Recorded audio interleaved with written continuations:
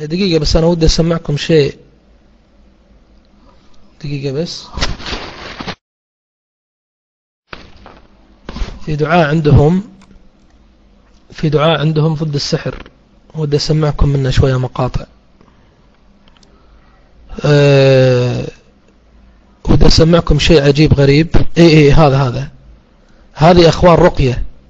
يعني مثل الآن لو جيب شعبوري صغير يعاني من البول في النوم، الذي يعاني من البول في النوم، في بعضهم كبار يبولون يعني بسبب أجلكم الله مرض أو شيء، أعزكم الله. فهذه رقية، يقولون هذه الرقية تجيب جلد عنز جيفة، قص منها جلد، تكتب عليه رق، تكتب عليه هذا الكلام.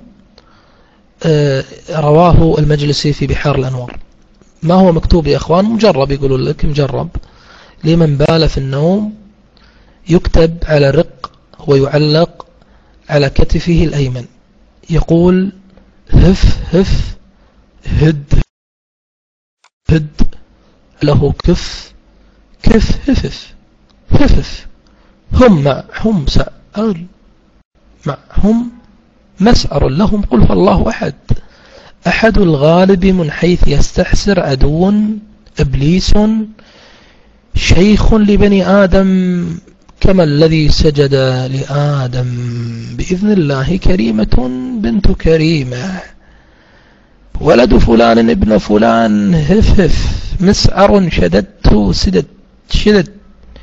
شددت بسورة سليمان صف ختمت بخاتم سليمان داود رب العالمين عليهم مسعر قل هو الله أحد. استغفر الله. والله يا أخوان الحين كأني بطير من الكرسي ويخيل إلي أن كأن عجوز مرت علي أعوذ بالله. سحر هذا يا شباب، سحر شعوذ.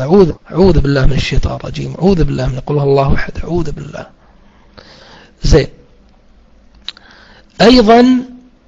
أيضا يقول لك إذا خفت من العقارب. احنا الآن إخواني موسم بر وربيع والمطر اليوم ما شاء الله على الكويت، فيقول لمن يخاف من العقارب والبراعص والبرعصية والجرذي وأيضا من العقارب والحيايا يكتب رق وجلد عنز فيضعه تحت الوسادة،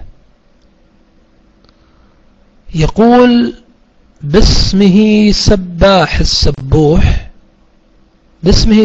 السبوح قرنينة برنيطة ملحط برهيقة برقيعة قفطة قبعة تفعط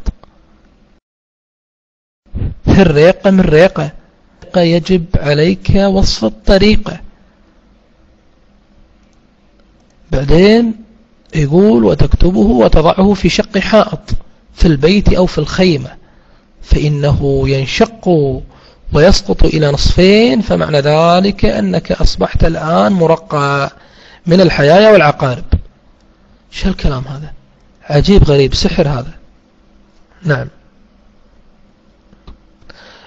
رقية الحية أيضا وهي رقية سليمان، يقولون أنه بسم الله خاتم سليمان بن داود أخ سخ